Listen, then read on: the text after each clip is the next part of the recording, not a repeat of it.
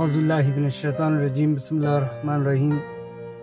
محترم دوستو، عنقریب ماہ رمضان آنے والا ہے۔ یہ برکتوں کا، رحمتوں کا اور مغفرت کا مہینہ ہے۔ اس میں اللہ تعالیٰ نے 30 روزے فرض کیے ہیں۔ مجھے اس موقع پر 30 روزوں کی پابندی کے سلسلے میں ہی کچھ بات کہنی ہے۔ اللہ تعالیٰ کو یہ بات مطلوب ہے ایک اہل ایمان سے کہ وہ اس ماہ رمضان کے 30 روزے، پورے مہینے کے روزے پورے کرے۔ اس کے لیے اس نے سہولت یہ رکھی ہے کہ اگر تم بیمار ہے یا سفر پر ہے تو سفر اور بیمار کی حالت میں روزوں کو چھوڑ دو اور بعد کے دنوں میں وہ روزے پورے کرو، مگر مطلوب یہی ہے کہ اہل ایمان اس رمضان مبارک کے پورے روزے رکھیں۔ اس سے انسان کے اندر تقویٰ کی صفت پیدا ہوگی۔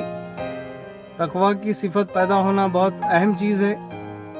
سورہ فاتحہ کے بعد قرآن مجید میں فرمایا کہ ھدی للمتقین، یہ کتاب ہدایت ہے ان لوگوں کے لیے جو پرہیزگار اختیار کرتے ہیں۔ یعنی قرآن مجید سے وہی لوگ فائدہ اٹھا سکتے ہیں، ہدایت پا سکتے ہیں جن کے اندر پرہیزگاری ہے، جو خوف خدا رکھتے ہیں اور جو اللہ سے محبت رکھتے ہیں۔ اسی طرح شادی کے موقع پر بھی خطبہ نکاح میں 3 بار اللہ کا خوف تقریباً 3 بار دلایا گیا ہے کہ خوشی کا موقع ہے، لیکن وہاں پر بھی اللہ کا خوف یاد دلایا گیا ہے۔ اللہ کا ڈر، اللہ کی محبت، اطاعت سب اس کے اندر ہے، نافرمانی نہیں ہے۔ تو اللہ کی فرما برداری ہے اور اس کے انعام کی محبت ہے اور اس کے عذاب سے ڈر ہے۔ تو مطلب یہی ہے کہ انسان کے اندر تقویٰ کی صفت پیدا ہو۔ یہ اس لیے بھی ضروری ہے کہ آپ دیکھیں گے ہر آدمی یہ چاہتا ہے کہ اس کی اولاد اس کا تقویٰ اختیار کرے، یعنی اس کی فرمانبرداری کرے، اس کی نافرمانی سے ڈرے، اس سے محبت کرے، اس کی فرمانبرداری کرے۔ ہر شوہر اپنی بیوی سے بھی یہی چاہتا ہے، یہاں تک کہ ہر مالک اپنے نوکروں سے یہ چاہتا ہے کہ اس کے جو کام دیے گئے ہیں وہ پورے ہوئے ہوں، اور اس کے خلاف جو کام ہے چاہے کوئی دوسرا اس سے کہے تو یہ نوکر اس سے بچے۔ تو یہ پوری کائنات کا مالک جس نے اتنی اشیاء ہم کو دیا ہے کہ جس کو ہم گن بھی نہیں سکتے، تو وہ کیوں نہیں چاہے گا کہ اس کا ڈر، اس کا تقویٰ انسان کے اندر پیدا ہو۔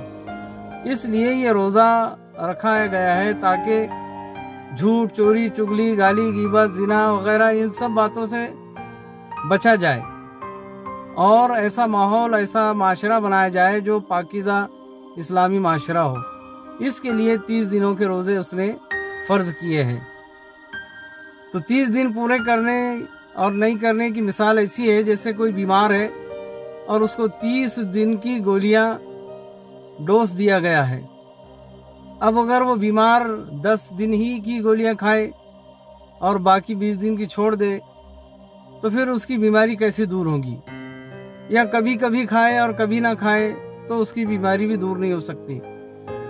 جلد اور پراپر ٹائم میں بیماری دور ہونے کے لیے ضروری ہے کہ پورے بتائے گئے طریقے پر گولیوں کا استعمال ہو، تب جا کر کے اس کی بیماری دور ہوگی۔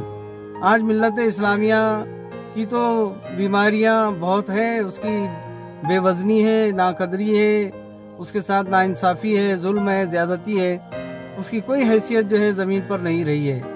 تو یہ بیماری بھی دور ہوگی اسی اللہ کے ڈر اور اسی تقویٰ سے، اور جو کہ اس کے حکموں کی پابندی کریں گے، یعنی 30 دن کے روزے رکھیں گے تو ہوگی۔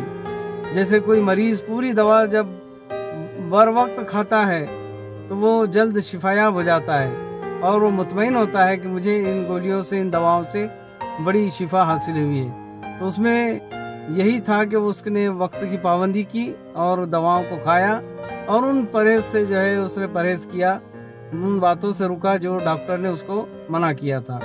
تو ساتھیوں، 30 دن کے روزے رکھنا یہ ہم پر جو ہے لازمی ہے، اور یہ اللہ کے کتاب کے نزول کا، قرآن مجید کے نزول کا شکرانہ بھی ہے، اور قرآن مجید کے جشن کا مہینہ بھی ہے۔ تو روزے پورے رکھیں اور اللہ کی گنجائشوں سے فائدہ اٹھاتے ہوئے پورے رکھیں۔ وآخر دعوانا ان الحمدللہ رب العالمین۔